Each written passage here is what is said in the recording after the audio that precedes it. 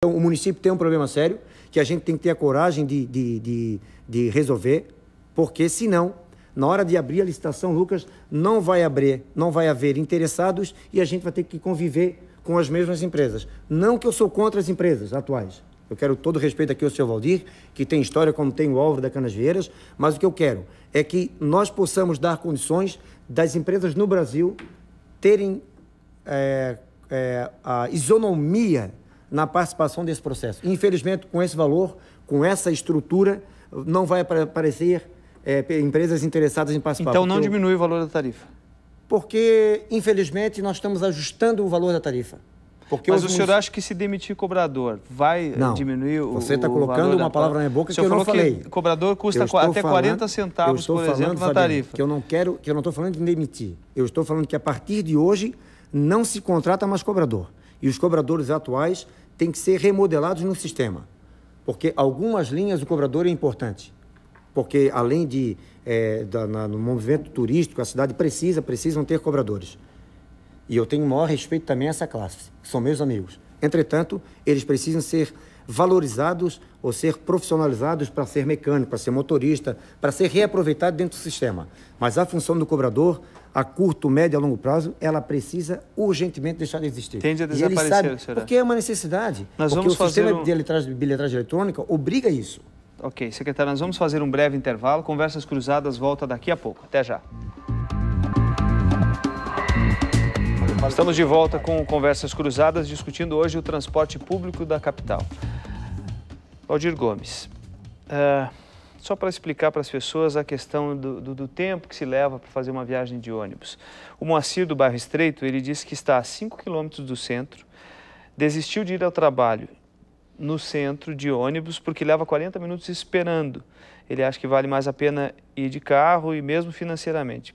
Por que igual o preço em distância curta? Por que o preço é o mesmo? Eu estranho esse tempo que ele aguarda, porque nas linhas do continente, no Abraão, na hora do pico é de 5 em 5 minutos, depois no entre pico baixa para 8, no menos para 10 e quando chega depois das 10h30 da noite baixa para 15 minutos. Ele é do bairro Estreito, ele está falando. Pois é. Na linha do canto, a mesma operação é feita de 5 em 5 minutos na hora do pico, 8 em 8 no entre meio pico, 10 no máximo entre pico. E tem intermunicipal ainda, que pega ainda. E sim, e considerando ainda não, é que a linha ainda passa a linha do Jardim Atlântico, que tem uma frequência de 10 em 10 minutos. Eu não sei qual o local que ele fica. Nesse caso aqui, ó, semelhante, do Fred, do bairro Estreito de Florianópolis. Ele sugere, aliás, tem 2 ou 3 secretários que sugerem que o senhor ande de ônibus no horário de pico aqui, fazem um desafio aí para andar com o senhor de ônibus.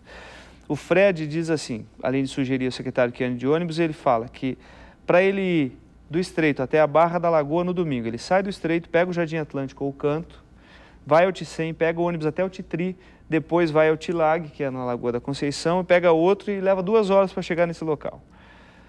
Eu acho que é um equívoco, porque, primeiro, do centro, a Barra da Lagoa tem viagens diretas.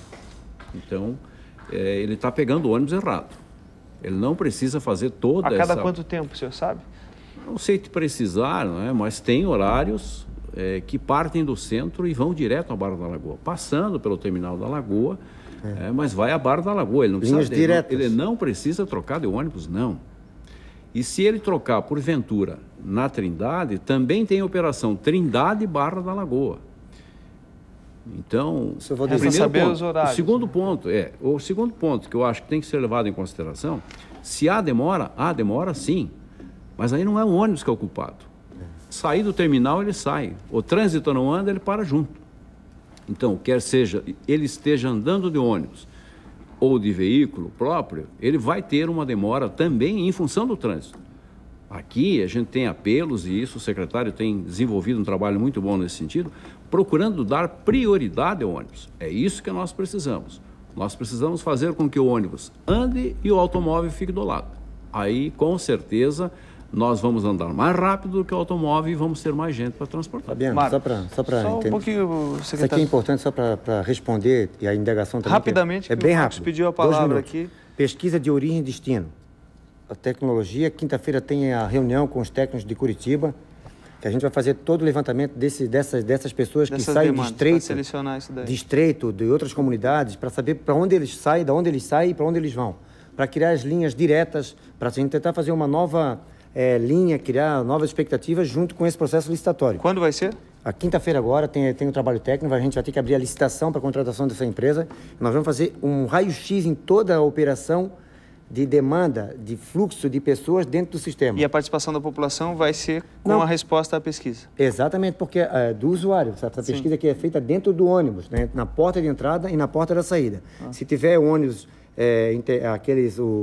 os articulados, cada porta vai ter um operador fazendo a pesquisa qualitativa para onde a pessoa vai, para onde a pessoa vem, e dessa forma a gente vai ter um raio-x do sistema, que é uma vergonha ainda, aqui tem que falar, que a cidade não tem. Ok. Marcos. Lembrando, como eu sou morador do continente, eu não sei se a linha do Estreito não tem esse problema, mas eu vou dar um exemplo, a linha da Vila Aparecida. É 40 a 40 minutos dia de semana. 40 a 40 minutos. Que horas, Marco, por favor? Eu posso depois, eu tenho os horários. Tem horas que é 8h50, 9h30. Mas 8h50 já não é mais pico. Mas eu estou dizendo... E ela é servida, veja bem, ela é servida em duas pontas, no máximo de 500 a 700 metros pela linha do Abrão. Olha, se você pegar o final da Vila Aparecida até o terminal da igreja, não dá 700, dá mais. Não, eu conheço bem, eu morei ali. Eu sou morador, então... Eu também morei Outra lá. coisa, então, a linha do Sambaqui. Será que também não tem uma diferenciação de horários muito grandes? Porque se nós acharmos que... Senão eu vou começar a achar que, por exemplo, hoje me ligaram 3 pessoas colocando a dificuldade que existe de horários. Então, o que nós estamos ouvindo? Pessoas que não dizendo que tudo funciona. Não, não funciona. É só ir chegar no terminal e perguntar olhar os quadros de horários. O Vila Aparecida é 40 minutos. Não é na hora de pico. Claro que não é na hora de pico. Existe uma redução para 20 a 20 minutos. Que, se você for analisar, é um tempo até um pouco grande, mas tudo bem. Aí depois passa-se a 40 a 40 minutos. Quando depois não se passa hora a hora. E tem muitos passageiros nessa linha? Olha, eu acho que tem.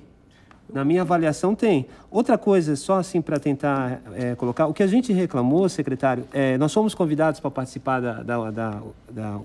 do projeto da humanização da Paulo Fontes, mas o que nós queríamos era debatê-lo, não a participação de ver o projeto, mas da gente conhecer o projeto e dar as nossas opiniões. E aí também vem que o secretário participou, junto com o Lucas, do seminário de transportes que o Fórum da Cidade provocou. E quais foram as conclusões que nós chegamos? Nós temos que fazer uma discussão sobre a formação do Conselho, porque o nosso Conselho hoje, ele não representa a sociedade. O que nós temos hoje dentro do Conselho, em torno de 9 pessoas, são 2 usuários. O resto são pessoas que prestam serviços de uma certa maneira. São os empresários de ônibus, os sindicatos dos taxistas, os sindicatos do turismo, o sindicato dos escolares e usuários 2. Então, ele não há uma paridade. E o que no Fórum da Cidade a gente chegou à conclusão? Que nós queríamos o debate, quem participasse desse conselho? Os estudantes, a universidade, os empresários, não só os empresários dos transportes, mas os empresários como a CIF, CDL. Por quê? Porque haveria um debate de como resolver os problemas da tarifa. Porque hoje, quando a gente vai ter uma votação da tarifa, são 2 votos contrários contra o resto que vota a favor.